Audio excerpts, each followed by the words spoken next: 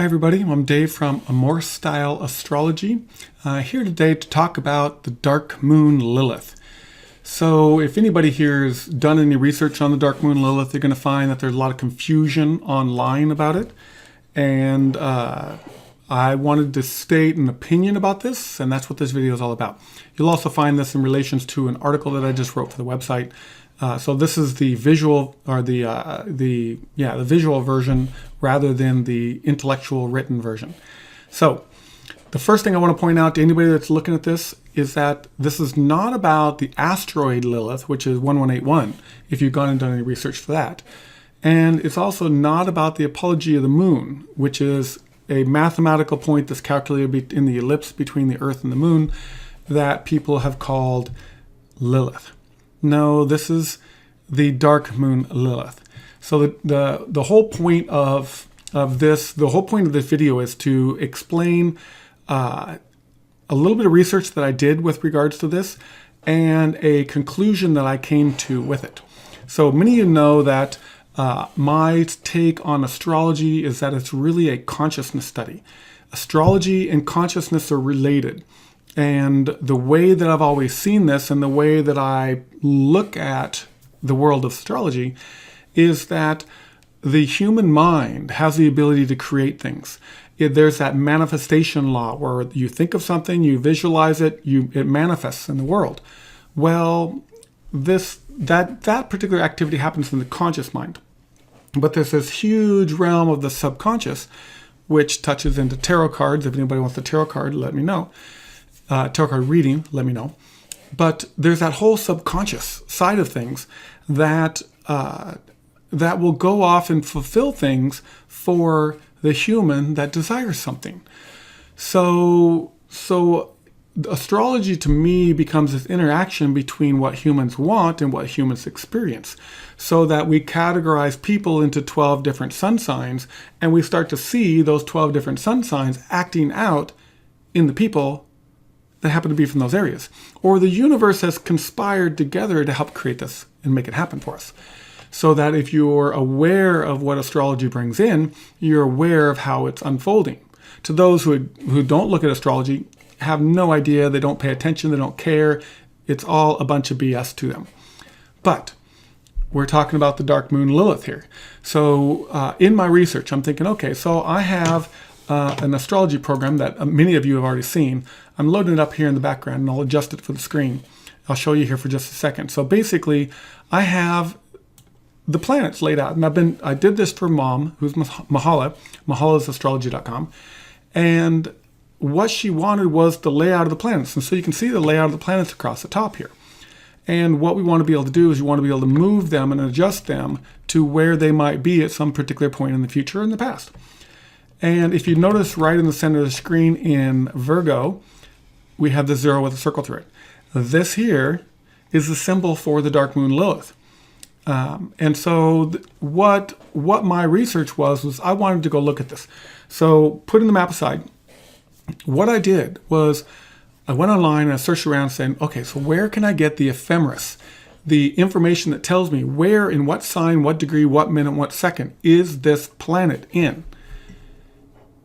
And as it turns out, Lilith, the story with Lilith goes way back. It goes back, I guess, into the 1600s, where somebody noticed this dark object in front of the sun. They mapped it, and then they basically treated it as a moon. They considered it a moon. They called it the second moon. And they created the ephemeris. So they created where it was going to be in all the signs. And if you look around, you'll find it's the Walter Math calculations. The Swiss ephemeris program will output that. So WALTEMATH calculations. And so those calculations came out. It's kind of there. It's considered a imaginary planet or a hypothetical planet. And then what happened was when that came out into society, the astronomers looked at it and says, where is that planet in the sky? And they started looking for it. The astrologers look at it and say, oh, hey, there's another planet. How does this affect the psyche of humanity? How is it connected in with how people are? All the other planets have influences on people. What kind of influence does this one have? And then what we've seen over time, we've seen different books getting written. So there's books that are written that define what Lilith is, what the Dark Moon Lilith is. And those books have gained popularity to where now, when you talk to an astrologer, they all know what a Lilith is. Okay, and they all know that Lilith is kind of controversial. It's like, if you're an astronomer, it clearly doesn't exist. But if you're an astrologer, hey, if you put it in the chart, you're going to see influences that are magnified, that you are now able to see with regards to the personality of the person. Whether it's in the birth chart or it's translating, whatever it is, you can work with it. And what calculations have astrologers been using? Well, the majority of them were looking out there and saying, okay, well, in these books that were written, which were based on Jacobson's Lilith. So now when you search around online, you find that there's this asteroid, there's an apogee of the moon, and then there's this Dark Moon Lilith called Waldemath. And then there's a slight modification to the Waldemath calculations, which is the Jacobson sidereal calculations for Lilith. So to me, I want to put it inside my program. And in order to do that, I've got to have the calculations. And it turns out that the book's calculations kind of ended in 2000. And so there are some programs that came along and they had propagated this number a little bit longer. So astrologers can still find the number if they go look for it. And so I was able to find one little place where I can bring that back. But should I bring it back? Should I put it inside the program? And so there was this period of time when for lack of better words, I meditated on the issue. I contemplated what it is about Lilith, because it's clearly, I can look up in the sky and not see it. Okay, but you put it in the chart, clearly it has an effect. And so it dawned on me a few days ago, thus making this video, that the idea here is based on consciousness. This astrology is a consciousness science. And so what happened was there was this consciousness that was created with regards to Lilith many, many years ago. And there's a persona that was built up around that to create the effect of it, which has fallen into the charts and is used inside of astrology, which now helps define for the subconscious how to make people so that we can actually read people. Just like all the other planets have influences on people, that one does also. But it's imaginary. And so then I was thinking about it, but it's still kind of a hard thing to do. And then what happened was there was an aha moment that happened with this. That when, so what happened to me was I kept getting all this information coming my way from different sources regarding what happens in the mind. That's not necessarily physical. So the example would be you had a nightmare. Okay, but wow, I woke up in a cold sweat, my heart was racing, and I fell out of bed. I had an experience, but it was simply me running from a dragon, going to be consumed by the dragon, and poof, I woke up and hey, look, reality is I'm in bed.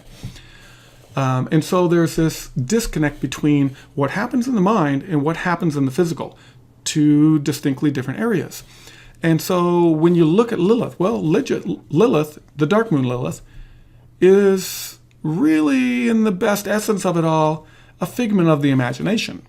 Or it could have been that somebody saw something in a slightly different way. So, for instance, how somebody would see a ghost, how somebody would see something in the astral plane, how somebody could take their psychedelic mushrooms, go on a trip, and imagine looking up and seeing two moons in the sky, and clearly having the experience of that second moon, and clearly seeing the influence of the second moon as being demonic or being full of dragons and witches and fairies and things that are on the imagination level, which we normally take to be a figment of the mind.